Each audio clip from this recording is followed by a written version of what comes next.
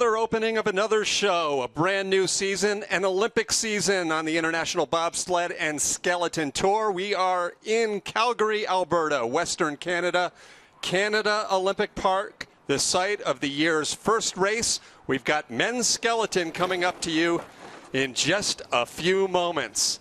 Hello once again, everyone. I'm Tim Singer, pleased to be joined on the call for this skeleton race by former skeleton world champion Michelle Kelly. Michelle, on a track you know very well. How, first of all, as we take a look down the track, how nerve-wracking is the opening race? It's always nerve-wracking. I mean, the first race really sets the tone for the season.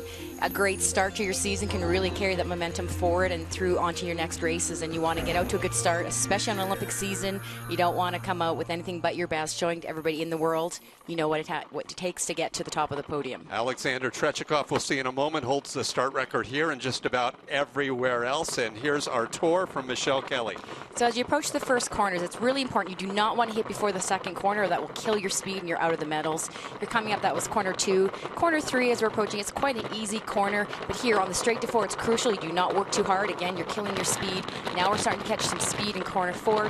Corner 5, you need to carry that height through to get that speed as you're going into the upper labyrinth here of 6, 7, 8. It's a crucial transition here from 7 to get early into 8 is where you're going to see people lose a lot of time. They're going to come into this long straight where you're having a hard time staying off that right wall. Do not get laid into Kreisel. You're going to find a lot of pressure into this corner. People are starting to loop. You're going to try and come out as straight as you can. And this is where you're going to start making your time up in the bottom labyrinth, which can actually win or lose your race.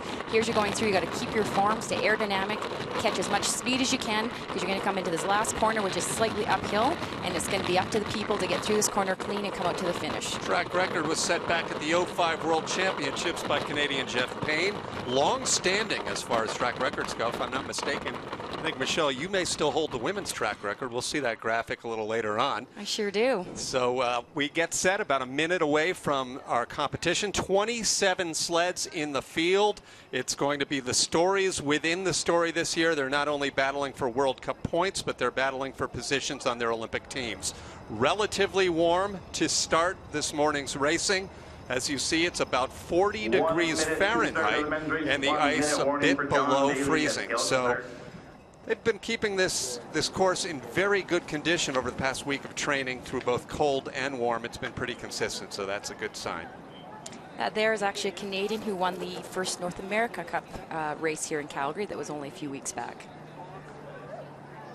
Our first competitor coming up in just a moment will be American John Daly. As you check out the 27 that will take part, keep a close eye on number 4, Martins Dukers. Been nearly unstoppable over the last couple of years. Will he pace himself this year, or will he in fact be going for the sweep of the World Cup once again? Ben Sanford of New Zealand in the number 10 position slid his way into the top seed with a great year last year. Some of the Canadians in the field, John Fairbairn, and a little later on, Dave G., and all the way down to Pascal Oswald plugging along in the 27th position. This is a 2-heat total time competition, so the finish times they put down here will be added on to their second run a little later on today. Now American John Daly, 27 years old, from Smithtown, New York. It's off to a good start. That's a pretty good start time for this track. A little bit of a hit there, an adjustment. That's not going to help his time here at the top part. You got to stay nice and quiet on your sled. Working again, that crucial part 3 to 4. You do not want to work too hard there. Daly, known for his fast starts, put in a 4.99 just a moment ago.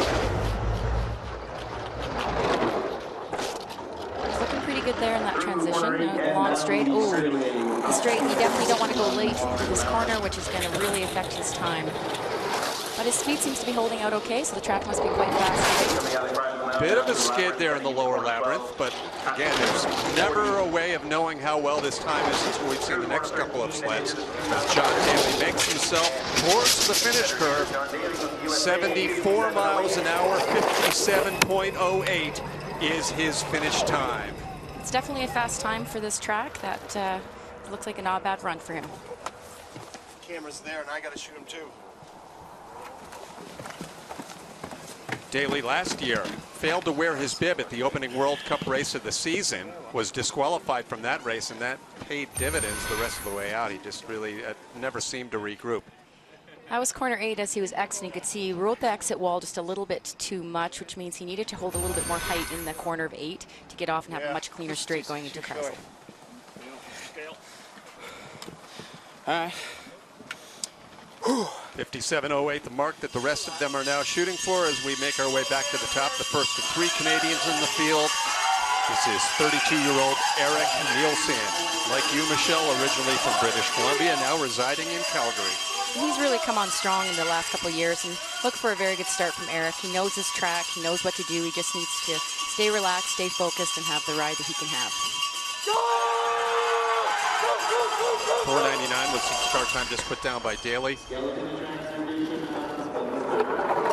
And at 5:04, 500s off the pace. In bobsled, 500s is a lot to make up. Skeleton, there's much more flexibility on the way down. There is, but it depends on the track. A track like Calgary that isn't maybe as technical as some of the other tracks in the world, you don't want to give up any time at the start because it's very hard to make it up on this track. So far, looking pretty clean. Has taken over the lead there, making up 700s. The green, you'll see, means that the athlete on ice is in the lead. There, you get a much cleaner straight than John previously just did without that riding the exit wall of 8. Should make for some speed for on the bottom. Should continue to stay ahead of John Daly. 71.3 miles an hour now in the lower labyrinth, opening up that lead. Nearly 2/10 now for Eric Nielsen, who had a breakout performance last year at the World Championships with a 4th place in St. Moritz, Switzerland. A huge lead, much to the delight of a former Olympic gold medal winner, his coach Duff Gibson. 56.76.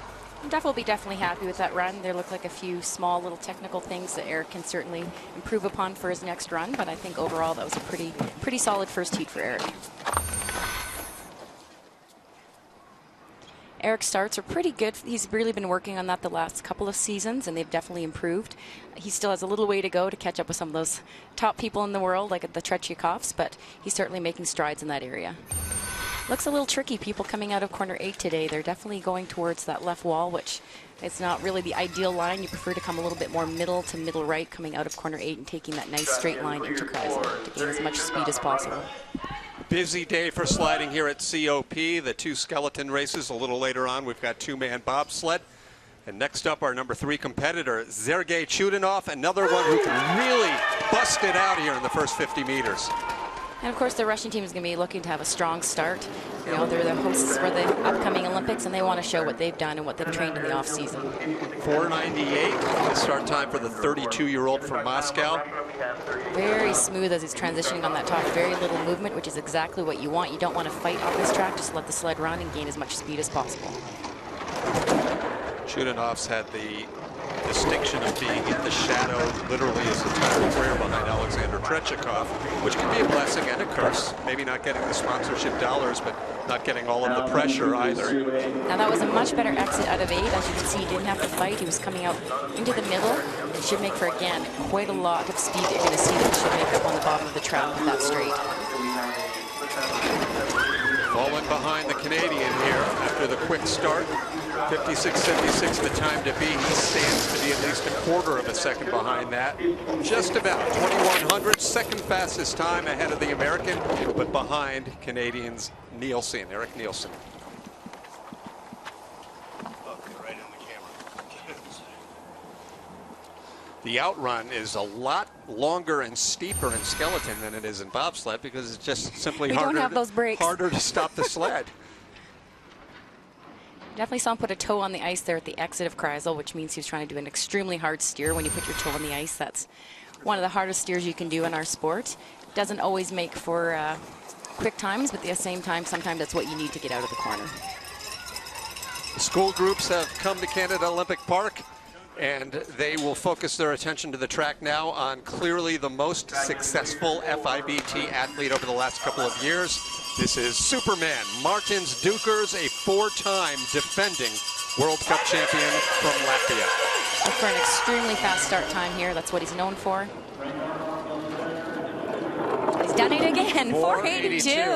What's amazing is over the last several years, Dukers has won all of these races despite being about 1,500 slower than Tretyakov at the start. But now he's even challenging the That Russian was at the start. amazing. And if you just look at his form on the sled, it's impeccable. It's so graceful when you watch him slide. It's really a treat when you get a chance to see him glide down these tracks. So far, an amazing run. And as you can see from his time, he's certainly staying out in front. Let's talk about his form while we get to, I mean, is this perfect? Not perfect. As you can see, he's got a few of the feet going out there in the straight, but he does very little movements. Other athletes you're going to find are really putting those legs out and making abrupt movements. Everything he does is very subtle, very strategic in what he does. It's like he's just a part of the sled, and that's what makes him so quick, is there's just no room for error. And when he does make an error, it's such a subtle way to fix it that it really doesn't hamper his time much. 6,800s ahead of the rest of the field, albeit it's been a very small field so far. Only 4 have come down, but that's a huge margin. We've seen bigger. We have seen Dukers win races by a second and a half after the 2 heats. The crazy part was he did have a few small mistakes. You saw the feet coming out. Here he's coming into a straight, taking a bit of a hit, which, you know, doesn't really seem a lot like Martin's normally for the way he slides. So that's the scary part, is he gets these great speeds, great lines, and even with mistakes, a little bit of a skid there, which will affect his time. But yet somehow he manages to keep all that speed, and that's what's, you know, going to be so exciting is the second heat. He cleans that up. I mean, that time could be, you know, 3-4 tenths faster than what he just put down for us now. Last year, one of only 2 athletes to beat Martin's Dukers, in fact, over the last 2 years, is this man, the German Frank Rommel. Frank's such a great guy. He's such a nice guy, you know, outside of the sport and in the sport. And, you know, he hasn't always had the top starts, which has been a bit more of a struggle for him. He's had to drive, and he certainly knows how to drive. And, you know, the German team has always had amazing equipment. So he's really going to need to put down a good start here to try and keep up with Martin's. Mild-mannered Frank Rommel loads into his sled. This will be 3 tenths back. Yes, exactly. Yeah, not the start he was hoping 5-12. for. I'm sounding like John Morgan there with those predictions now at the start. He's going to have to drive now. Keep nice and quiet. Martins did make a few errors. Very small, but they were there, so that does open the door. Really nice straight from 3 into 4. Again, not fighting, which is exactly what you want to do on this track. Let the sled run, gain that speed. Steering a skeleton sled, there is no contraption. This is all body language, a little bit of ruddering with the foot, some skidding, right? See, now that was interesting. He actually came out a lot more to the right than the other athletes we've seen so far, and that should gain him some speed there in that straight. Taking that tap out of Kreisel won't hurt you too much if you just take the tap and go. It's when you start skidding when you're trying to overcorrect. Again, like Martin's not overcorrecting, just letting the sled run. To the finish, hard into the near wall, 8,200s back behind both the Latvian and the Canadian. That was his coach, Jens Mueller, a 2-time Olympic medalist in the sport of luge, who has now been involved with the skeleton program for a decade. He was quite high there at the exit, as you've seen coming out of 14 to the finish line, and that'll be why he got that lovely little tap on the left side to say hi and welcome to Calgary. This is higher up on the track, out of 8, I believe, right? Just taking a hit there. Nope, that was not out of 8. Okay. Thank you for correcting me on that. You've been down the track how many more times than I? Well, I've been down this track for about 20 years, so quite a few times. 5 have gone, and now we have another one. Certainly one of the very few who figures to challenge Dukers on this short track. He's going to want that 482. He's going to want to best that. And he did. Start record, of course. Start record of 475. Is there a track where he does not hold the start record? I don't believe that. I'm not sure. And boy, Martins and him feed off each other. If one takes that record, boy, the other one wants it back. And yeah, that's what's so great about these two athletes. They're both powerhouses at the start. It's amazing to see. They won, respectively, silver and bronze at the last Olympic Games. Dukers with the silver, this Russian here with the bronze, both behind the Canadian John Montgomery. Coming into the straight, he's actually already behind Martins, but a pretty good straight from him again, staying on that right wall, trying to get early into Kreisel to lessen the loops that you're going to have to get a better exit out. And great exit, he didn't hit, like a lot of the athletes before him have been doing. Did look like a little bit of bouncing there. It did, which again affects your aerodynamics, and that's so crucial on this track. You need to keep your form in the bottom part of the track to really gain speed. Former world champion Willie Schneider right there, coaching the Russian program. Quarter of a second back, which historically over the last couple of years is really not that bad behind Dukers. No, that's a pretty good time. That's the opening that the Latvian has built on the rest of the world. It's so amazing. You never know, from race to race what Martins is going to do, but you know it's always going to be amazing. See there, he did skid, and that will affect your time. You can see the legs coming out trying to correct, and good corrections, but that will affect your time, especially on a track like Calgary. Now this competition isn't over yet. We have probably seen the two fastest, but keep in mind we still have 3 British competitors who have put in great training times, and this man, the older brother of Martins Dukers, who has finished second to his younger brother in countless World Cup races over the past few years. I think he'd love to finish in front. Unfortunately, I don't think he's going to have the start that will help him on this track, but you never know. It's Calgary, it's a crazy track. Things have always happened here. They're built very differently. Duker's a lot taller than his younger brother. In a sport, I think, Michelle, from my observation over the years, there's no one prototype to being fast. There is, and it's always interesting. The year that somebody who's tall wins, oh, that's what you want to be. That's the ideal. I remember the year I won the World Championships. Oh, you need a body type like Michelle. It's always sort of the flavor of the year, I find. There really isn't one thing that's better. It's what kind of works as a combination for you when you're on your sled. So far, a fairly clean run. The two Latvians are coached by their father Danis, who's also the track manager at the Sigulda track outside of Riga, Latvia. Oh, that was a beautiful straight. That was really nice going into Krasl. Should help him lessen no real big waves in Krasl. Oh, beautiful exit. That was amazing. That's what you want coming out of Krasl. An absolutely beautiful exit. No movement on the sled hardly at all. That's definitely going to gain him some time. Third or fourth place he's looking at now, the way he's going. Down at the bottom, 74.3 miles an hour. Third place, tied for third right now with the Canadian Eric Nielsen. That was a nice exit actually coming out of 14. Unlike when we saw Frank Rommel earlier, who was quite high at the exit and came out and then hit that left wall, you could see that he was much lower of a line coming out, and he was able to have that much smoother, cleaner exit. And let me tell you from past experience, hitting out of 14 does not feel pleasant on the body. He seemed a little bit far out from his sled as he was running there, which not really the ideal. You want to try and be as close as you can to the sled as you're running to get all that momentum going forward. He's going to be happy with that. I'd like to wish a good evening to our viewers in Great Britain who have stayed up to watch a sport that they are certainly among the best in the world in. This is Dr. Ice, Kristen Bromley, the oldest competitor on the circuit right now at 41 years old. He acts as a captain and a mentor for virtually everyone on this British skeleton program. A former world champion, World Cup champion. The only thing missing from his resume is an Olympic medal, which he'll be in search of in this, his final season. You can see his brother there, so proudly supporting Movember, something we do overseas here with the mustaches for prostate cancer to support. He's going to need to have a really quick start here. It's going to be hard for him to make up the time if his start is a little bit behind. Not a bad start, but again, that's quite a bit farther back from Martins, and that's going to really be a problem on this track. It's just you can't make the time up on this track. If this were San Moritz or maybe Lake Placid, you'd have that opportunity. Yeah, right? Areas you can do it. I mean, he's clean so far, having some good form, a little bit of a bump there that he's hit. Nice transition. It's really important. You want to come into the corner 8 here and get it nice and early, which he did. Should have a good straight right down that side. I'm not sure it just flew out behind him. That was a nice entrance into Krasl. Should be a pretty flat line, which we're seeing, and a decent exit. He's definitely taking, the track must be a bit bumpy. You can see as he's bumping, moving up and down off of the sled, which isn't going to help his time for aerodynamics. Got to stay nice and low down like Martins did. Speed not bad, 75 miles an hour. I think that's one of the fastest speeds we've seen actually, but only a 7th place time with the deficiency up top. A 57.07 for Kristen Bromley, putting him in 7th place out of the 8 that have gone. Only the American, John Daly, 100th back, sits behind him. I think you also notice when he's sliding, he seemed to have his shoulders up a little bit.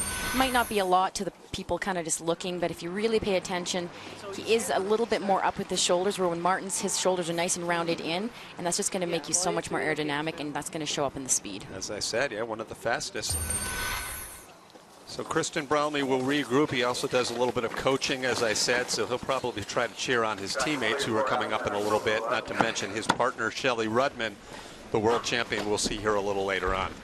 Next from the German program, Alexander Rokel. third last year in the World Cup standings. He had an amazing year last year, really came on strong, and I think people started to take a little bit more of a notice of him last year, so I think he's looking to really come out strong this year and start showing that he is a threat to that medal podium at every race. He was very consistent last year. He only had 2 podium trips. They were both silver medals in Altenburg and also in Park City, but he was never out of the top 10.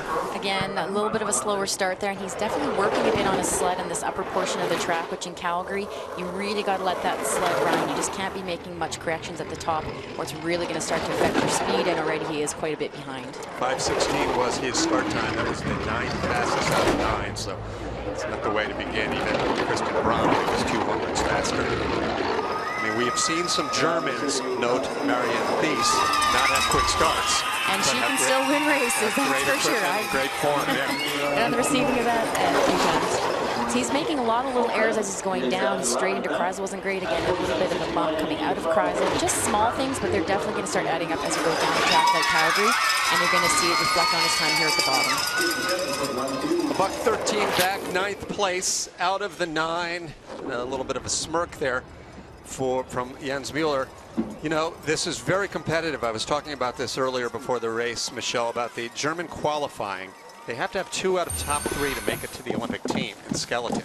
And that's definitely not a sure thing. It is for the Germans in luge and bobsled, but not in men's skeleton.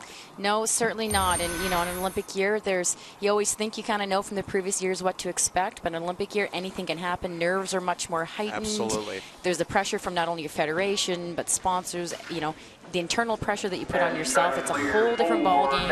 Anything can happen. You can have somebody like we did in the very first Olympics, Tristan Gale, who wasn't expected to medal, didn't medal, you know, on the World Cups, but came out Olympic champion. Anything can happen, and, you know, that's what's great about the sport, what makes it exciting. Here's Ben Sanford. We'll talk about Tristan Gale a little bit in a moment. Big Ben really had been making strides over 4 or 5 seasons and then got injured, but came back and had a great comeback year last year. Always has done well here in Calgary. Yeah, that Tristan Gale thing, 11 years later, I still can't figure that out. Smallest woman on the circuit, heavy snow. Yeah. I don't know. There's a few of us still wondering about that. It was a big moment for USA Skeleton, to be sure. And the crowd certainly liked it at Park City. But. And Ben likes this track. He's trained here a ton. He certainly knows the track. His uncle was a world champion on this track. So a lot of history in his family right here in Calgary. Nice straight from him. A little bit, you know, earlier he would have probably preferred to go, but, you know, let the sled run. Having a good line here in Kreisel. Taking that hit. Ooh, that was a big one. That was a big one. But, you know, he didn't react too much. So he didn't skid, which that's the main thing there. Take the hit. Did lose a little speed as a result. He's at 74.3. The former teammate of yours coaching the New Zealand athlete here. Up in the coaching area, it's Canadian Carla Bavan has been helping out with Ben. World Cup winner in Eagles. You know, and Carla knows this track, and she'll certainly have given a lot of, you know, good advice to Ben. And unfortunately, had a few errors that, you know, are going to just against the field. You know, that was such a huge hit, and, you know, he didn't react. But if you come out clean out of Kreisel, I mean, you can make almost up to half a second throughout the entire bottom. It really is important. It's not the end of the world, but I mean, a hit like that where you're coming up off the sled, that's going to affect your aerodynamics, and it's going to affect all your speed going to the bottom labyrinth. Dukers leading the way ahead of the Russian Trechikov. Many more sleds still to come.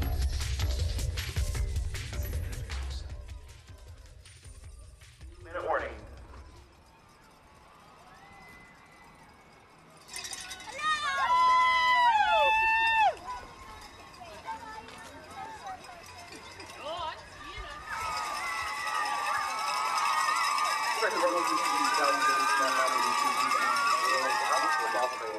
Presented by the Globe and Mail. I'd like to thank our presenting sponsor, Globe and Mail. I'd also like to thank our sponsors, the Government of Alberta, Sport Canada, Conceptive Logistics, Gazprom, and the Calgary Hotel Association, as well as FIBT sponsor, Viessmann. First heat continues here, and Michelle Kelly is going to head up and talk with the athletes and get the inside scoop for our live coverage coming up a little later on TV. But we're staying with you live here across the country. Thanks so much for joining in, for our viewers watching on our FIBT special video app, as well as the streaming services in your countries. Canada Olympic Park, tremendous facility. built in time for the 1988 Winter Olympic Games. It was the site of a very windy Eddie the Eagle Edwards ski jumping competition and a very windy and sandy bobsled competition.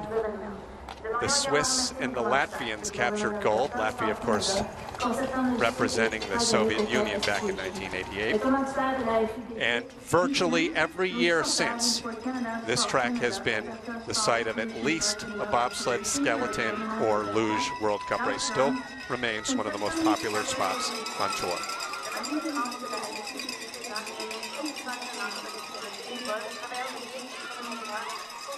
Shelley Rudman getting set for her competition coming up in about an hour from now.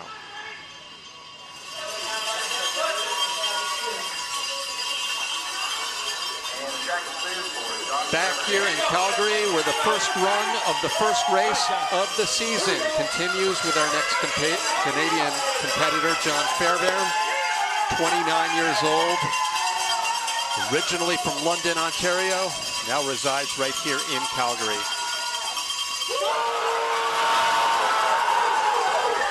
Huge roar from the hometown crowd.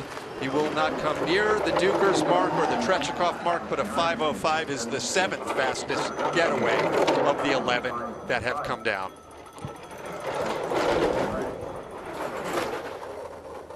So many great champions have emerged from the Canadian program over the years, starting with Brian Davenport back in the mid-90s. 1996 World Championships were held here in Calgary. Davenport won that easily. He won the next year in Lake Placid. He's still very involved in the sport. I saw Ryan earlier today. Was a long-time sled builder, now builds runners for many of these athletes. As Fairbairn makes his way down now through the Kreisel with a hit, the lower labyrinth section at 72.1 miles per hour. Good crowd lining the course right now. Now up to 74.6 around the finish curve. A clean exit of the finish curve. And really nicely done at the bottom. Duff Gibson doesn't look thrilled, but the crowd of Canadians do. He shakes his head, but all things considered, that was a great lower part of the course for John Fairbairn.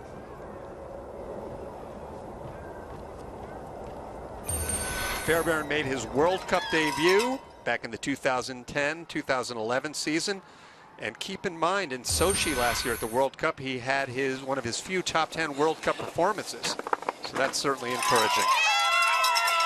If you're watching around the world, you can reach us at our FIBT TV email address. That's bobskellytv@gmail.com. BOBSKELE TV. bobskellytv@gmail.com.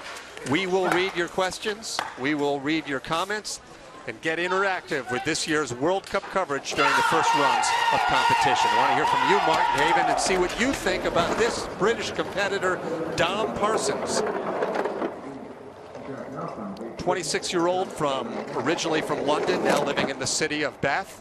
Had a great start time of 4:91, the 4th fastest. He really was great during the training week here in Calgary, so a lot of eyes are fixed on the track here.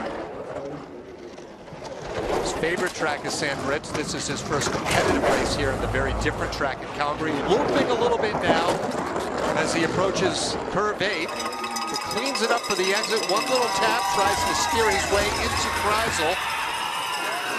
He's fallen 0.3 of a second off the pace.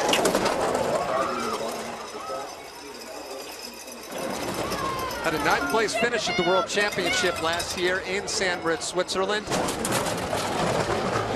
Could be top 3. It is 3rd place, just a half-second back, 52 hundredths. Andy Schmidt likes what he sees. You know, as I mentioned, a lot of people expected this could happen today. By Dominic Edward Parsons, could be the newest man to look out for this season.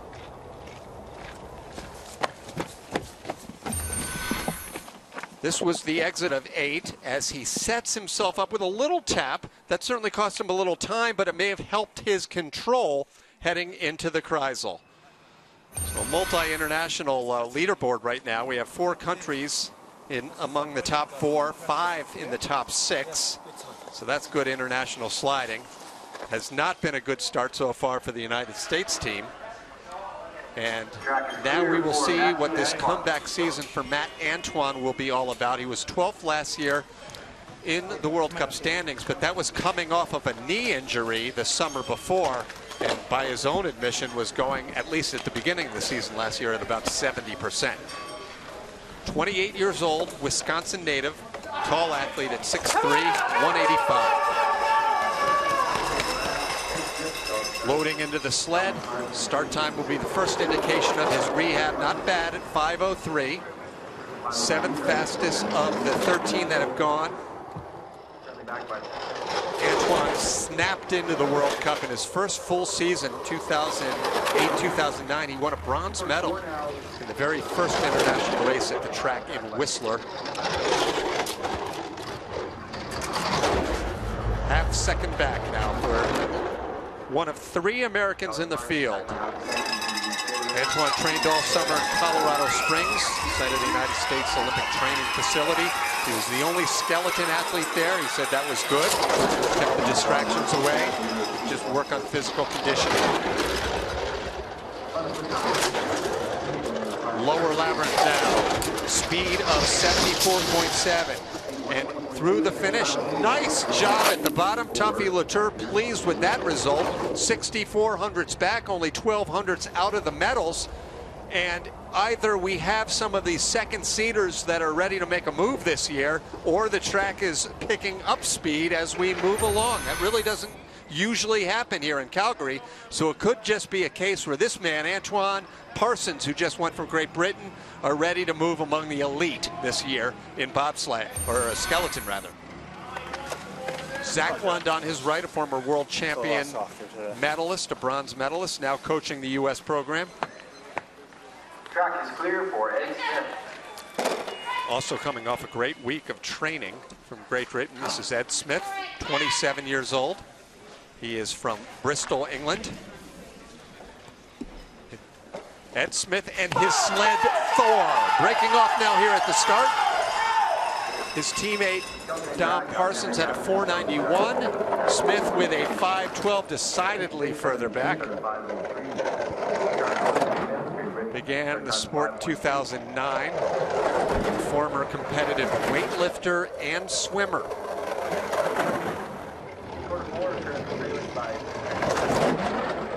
Bristol, England, his hometown, and current residence, the home of a famous British gold medal Winter Olympian, Robin Cousins, who took the gold in singles figure skating in 1980. A tough exit right there out of curve 8 for Ed Smith. He regroups, but losing his speed here in the Kreisel with another tap at only 68.9. That's among the slower speeds we've seen at this point on the course so far today.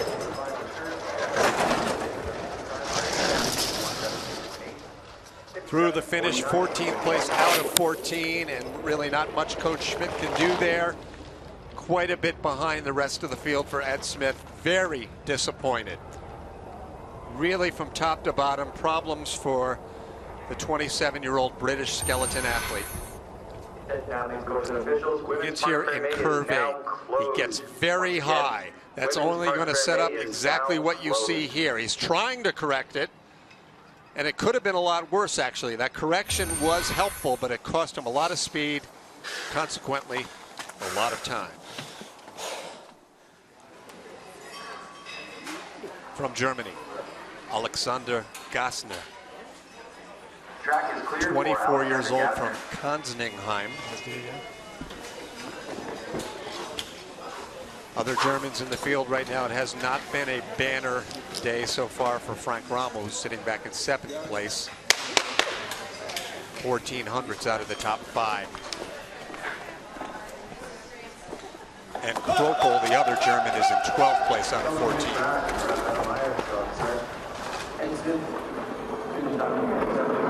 Of all of the disciplines on the sliding sports, men's skeleton has been the one having the hardest time finding top of the world success. There have been some athletes over the years, Florian Grassel and Sebastian Haupt, a handful perhaps, Mickey Halilovic, that have won World Cup skeleton races, but the German men have never been in that elite group among the top 3 or 4. in the world. It's not true with women's skeleton, certainly. It's not true with any of the other sled disciplines. So there's pressure on these guys to try to even qualify for the Olympics. Really exciting exit there out of Kreisel for Gassner. His time now 3/4 of a second back. So the woes continue for Deutschland Karen skeleton sport. 900s, or 9th place rather, 8600s back. He did put it together and keep some fairly good speed down there at the bottom. He is ahead of the likes of Sergei Chudinov and Kristen Bromley and John Daly.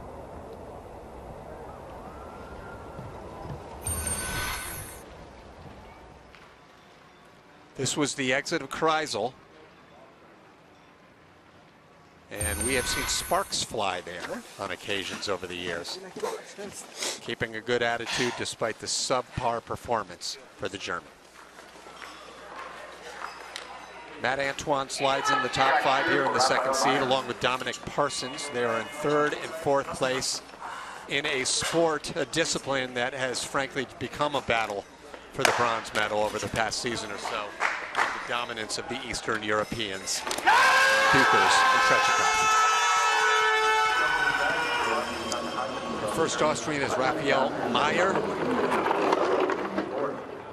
5:24 starts, slowest so far, second slowest. Sanford was 400 slower.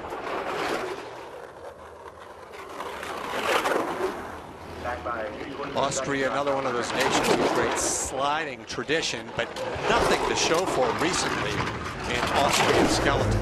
You go back 20 years, Christian Auer, Martin Thaler, these were the best in the world.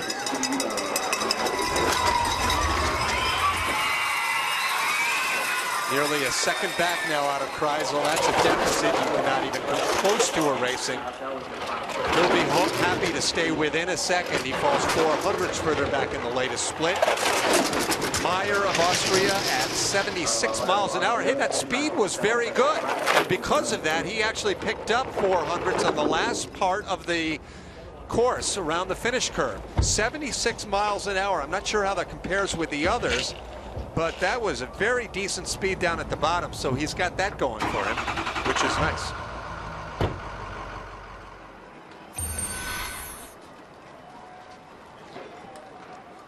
This is that lower portion. I'm not sure if we'll get the comp here on the speed, but he exits cleanly right off of that 76 miles an hour. And a top 10 or top 11 right now for Meyer. Hiroatsu Takahashi had some great training this week. At one of the sessions, I believe it was on Wednesday morning, he had the fastest start time. Now, I'm sure Martins Dukers and Alexander Trechikov were not within 10 miles of the track during that session, but still, that was a good sign for the Japanese slider. 5:03, 8th fastest, still not bad.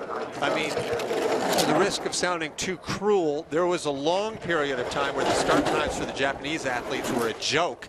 They had some great sliding, especially the legendary Koshi. But now Takahashi has gotten good start times, maybe top 10 potential. The track in Nagano still exists. There are still competitions there, albeit mostly regional events. The World Cup has not seen the light of day in 10 years on the Nagano track at Azuna Kogen. The 2003 Skeleton Worlds, the last international event there. The losers were there about 3 years later. But the Japanese do most of their training here in Calgary, and that's why Takahashi is looking very familiar and comfortable here down at the bottom. Exact same time, I believe, of the Austrian we just saw. 57 seconds exactly.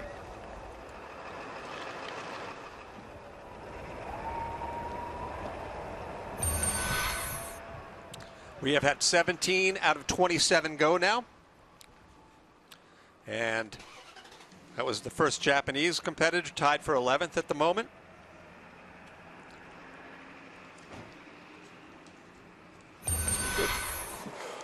Good form from the veteran.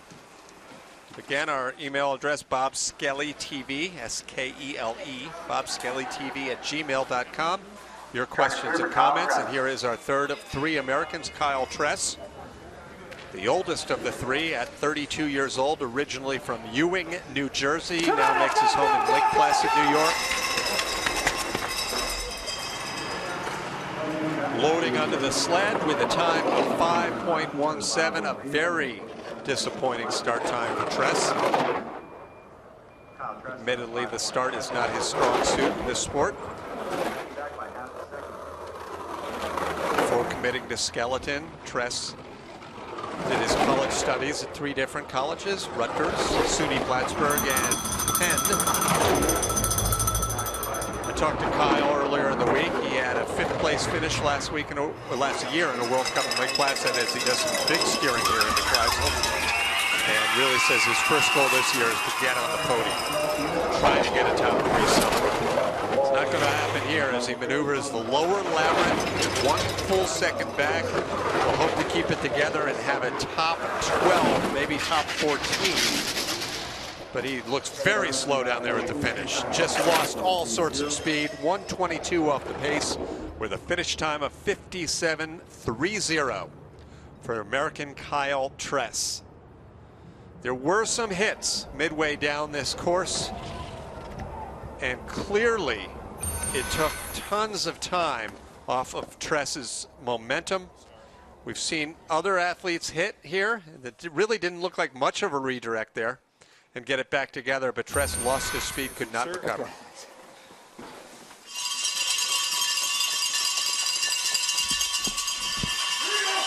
Dave G now for Canada. Dave Grezizin, first athlete I've ever covered with 3 Z's in his last name, a couple of Y's to boot. Duff Gibson, the 2006 Olympic gold medalist, holding the sled, now coaching the American team.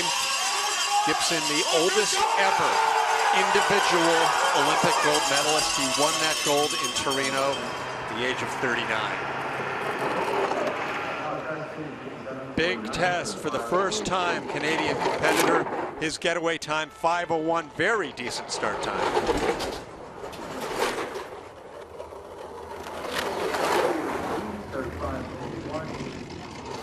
And if he can keep it within a half second here as he makes his way towards the Kreisel, and he's very close at this point.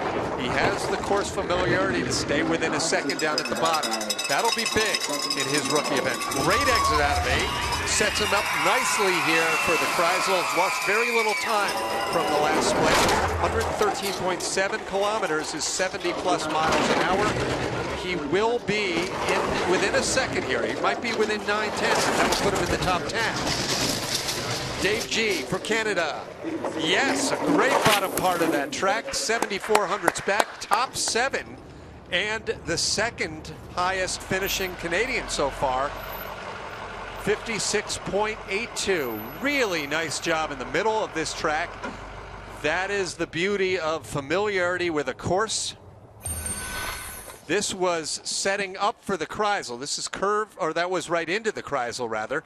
He was great out of 8, so that's set up for a perfect line. Speed only improved down at the bottom, so it was a great lower half. As we said, he needed to be perfect in this middle part, and he was. Scale, Dave, please. Veteran Austrian Matthias Guggenberger once had a top 5 at a World Cup here in Calgary. Last year, 18th on the World Cup Tour. Checking out our leaderboard here, it's the Dukers and Trechikov is well out in front of the rest of the field. And right now, about 2/10 of a second separate the next 6 positions. So that's going to be a great storyline in the second run.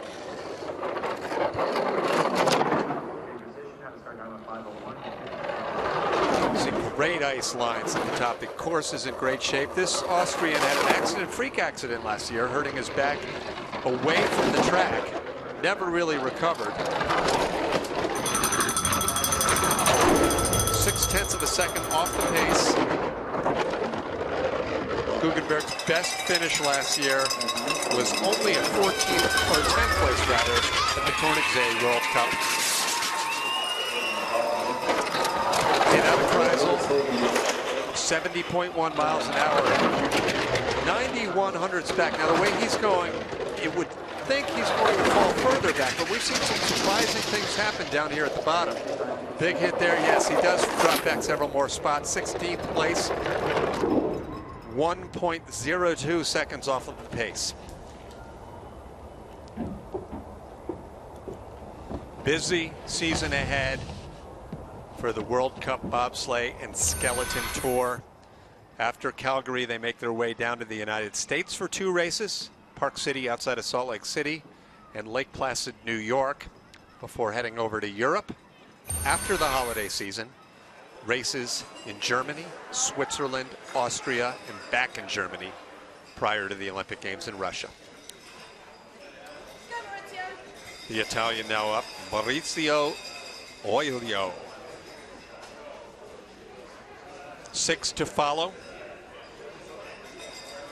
to conclude this first run. This is now the 3rd seed. There seems to be a bit of a track hold. Once they get the clearance, they have only 30 seconds to get this sled going. As you see the clock off in the distance, he's down to 18 seconds. Nice job there, Edwin, showing us that clock. The Italian loads in with a time of 5:09, 27 hundredths off. That's not bad. Not a bad start time for the Italian. A nation in the sport of skeleton that is losing its tracks every day. The Cesana World Cup used to be a regular stop. They talked about the Cortina track maybe hosting skeleton, but they couldn't get that track in gear for skeleton, although I do understand the bobsled may return there in the near future, maybe over the next couple of years. That would certainly be exciting from a nation that has such great tradition in bobsleigh and luge. 70 miles an hour, a slow speed for the Italian there, 118 off the pace. Still ahead women's skeleton the first run. Then they will run heats 2 back to back. Oh, I remember her. Constantino. So it's 20th place for Oilio, 57.48. As I was mentioning, the 3 seeds, the top 10 in the first heat are those ranked 10th in the top 10 in the world, your top seed. And right now they're basing it on last year's rankings. Then your next 10, then the rest of the field. Only the top 20 will make it to run number 2. Already, Great Britain's Ed Smith has been eliminated. Yuki Sasahara, 36 last year in the World Cup, in limited duty. In fact, he only raced once. His first ever World Cup race was in the final event of the year in Sochi. He had a 21st place. What that tells me is that if he puts a good start time down here, he could make his way into the top 20.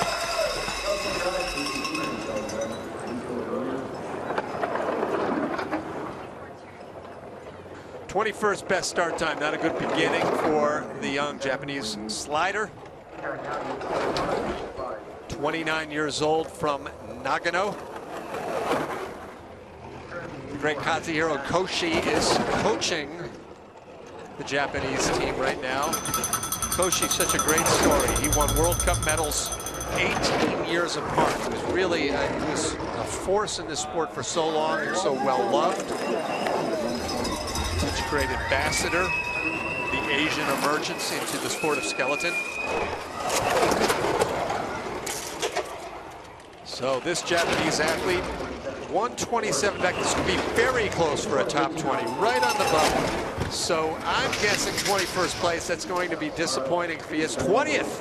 He does catch it by 200ths of a second ahead of the Italian. Of course, still 5 more to come, but not bad for Mr. Sasahara.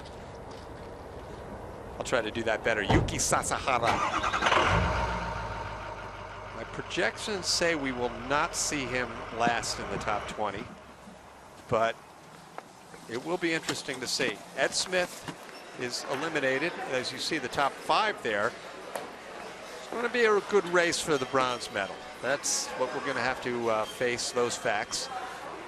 Everyone in the top 6 gets to the award ceremony and wins some sort of prize, which is nice. Lucas Kuma from Switzerland. 23rd last year on the World Cup. 28-year-old from Laufen, Switzerland. Great tradition in sports of bobsleigh and skeleton. Coaches and spectators yelling at the start. It's not going to make the guy go any faster, but it certainly does generate a lot of excitement.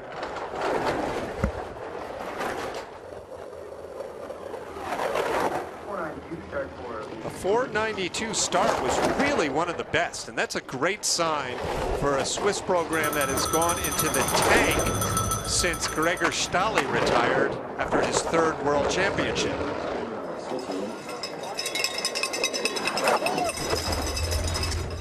Half-second back for the law student who gets great starts.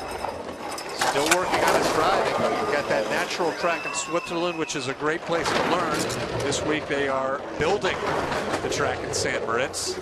In time for the World Cup next month, this could be a good result as he crosses the finish line. A great bottom part.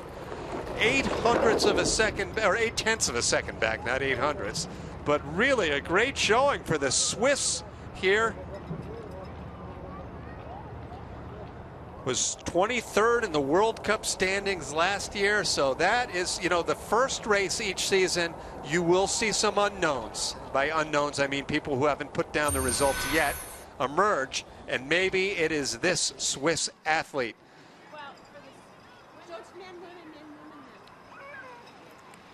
So a great showing for him. With only 4 remaining. Now one of the most liked guys on this circuit is the Spaniard under Mirambel.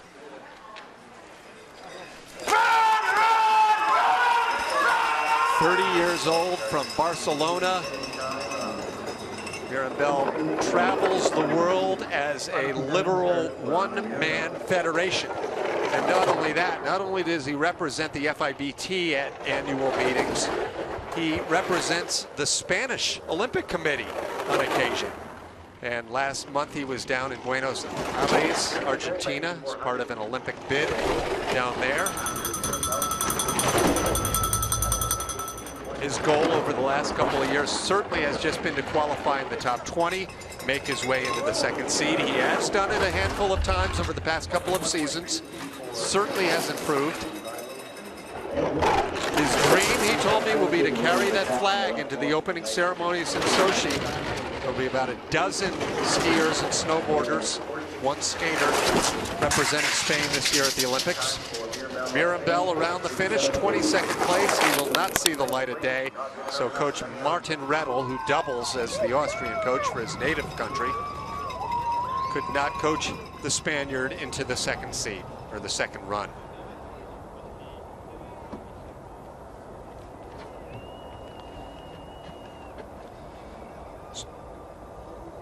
Three remaining here now in Canada Olympic Park. As you see, Martin Dukers leading the way.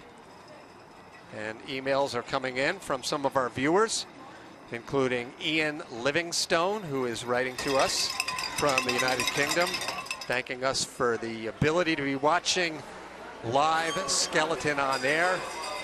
We also hear from Chris Smith, who's enjoying the FIBT TV streaming over in the United Kingdom. Very psyched Chris is for the job by Dom Parsons from Great Britain, who sits in the top 3 right now. Thanks for your email, Chris, writing to us from Harrogate, the UK. You can send your emails, your comments and questions to bobskellytv@gmail.com. Sean Greenwood from the Republic of Ireland. And occasionally you will see some of these fringe nations show up on these Olympic years. They don't get a free ride to the opening ceremonies. There are qualifying standards placed by both the International Federation and most often by the nations themselves. But this is the first step to see what Sean Greenwood could do against the best in the world. 21st best start of the 25 who have gone down so far. The slowest start, as I'm looking at the scoreboard, is by New Zealand's Ben Sanford, which is more than a little surprising. Leads me to believe that Ben is nursing some sort of injury, but a great showing here by Ireland's Sean Greenwood as he puts himself into the second run. He's in 18th place with 2 remaining. He can do no worse than 20th place. So in his first race here, Sean Greenwood of Ireland gets a second run. This was the exit of the Kreisel, the long straightaway setting up for the lower labyrinth. So important to be clean as he was, because then the left and the right and the left and the right come right at you very quickly. Great job by Sean Greenwood.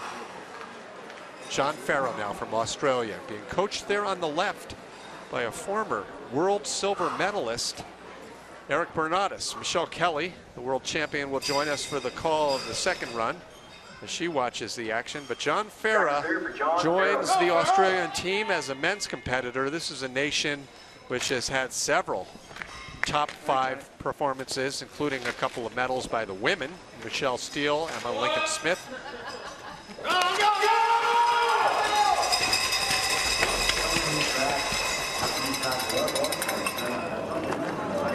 Start time of 5:37, the slowest start time so far, and by a fairly wide margin.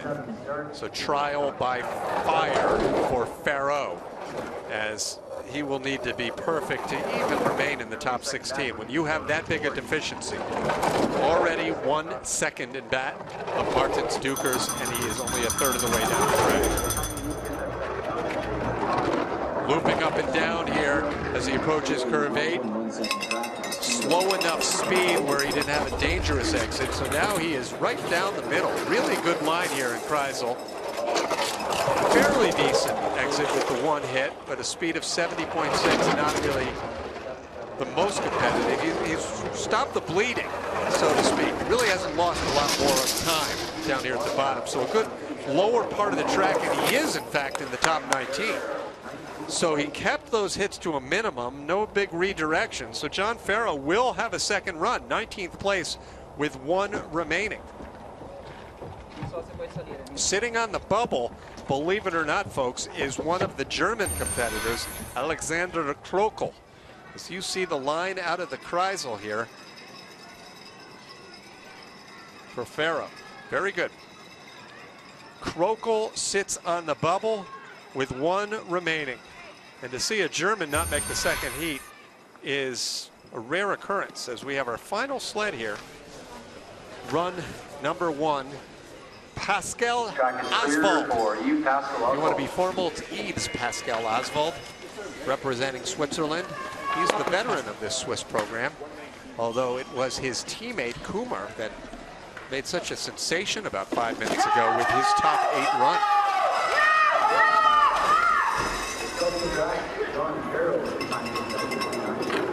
Another email from a viewer, Kirsty Howitson, is watching us from Scotland. Can't wait to see Shelley Rudman and Lizzie Arnold a little later on, and that's just minutes away, folks, because right after this men's heat, there is no break, there is no men's second heat. We will move right into the action for the first run of women, and certainly the British skeleton athletes figure to do well. This is an Olympic year, and that's when they generally shine. Oswald making his way down the goal here at top 20. If he's in the top 20, he's in run number 2, and the German Krokel is out. Right now he's sitting right about at that 18-19 mark in the latest split. This is going to be exciting down here at the bottom. Pascal Oswald approaches the finish curve at 75.6 miles an hour. That's good speed. He does it. 20th place. 1:13 off the pace. He's in a tie for 20th place with the German. I told you it was going to be close there for that race for the final spot.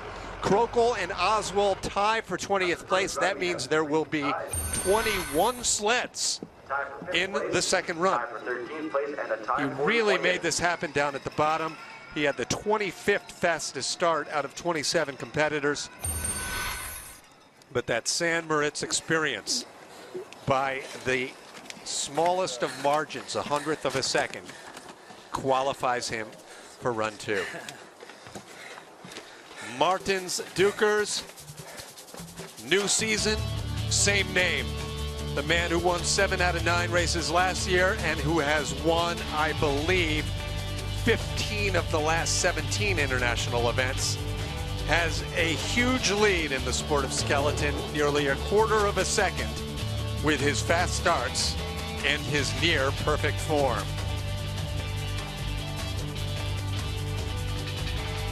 Latvia atop the leaderboard, 2,300ths ahead of Olympic bronze medalist Alexander Trechikov, but here's your surprise, Dom Parsons. Maybe not a surprise based on his training, but a fresh new face in the top 3. A look at all of the finishers, including the tie for 20th place between the German Krokel as well as our final competitor Pascal Oswald. They will all make their way, the top 20, into the second run. American Kyle Tress is out, as is New Zealand's Ben Sanford and Ed Smith of Great Britain. The Clydesdales march their way back to the side of the track as we get ready for much more skeleton athlete coming your way. The live feed will continue for our viewers around the world. We'll take a little announcer break, but we'll be right back with you in just a matter of moments here as we get set for the start of run number 1 for the women. Stick around, we've got so much more to come from Calgary.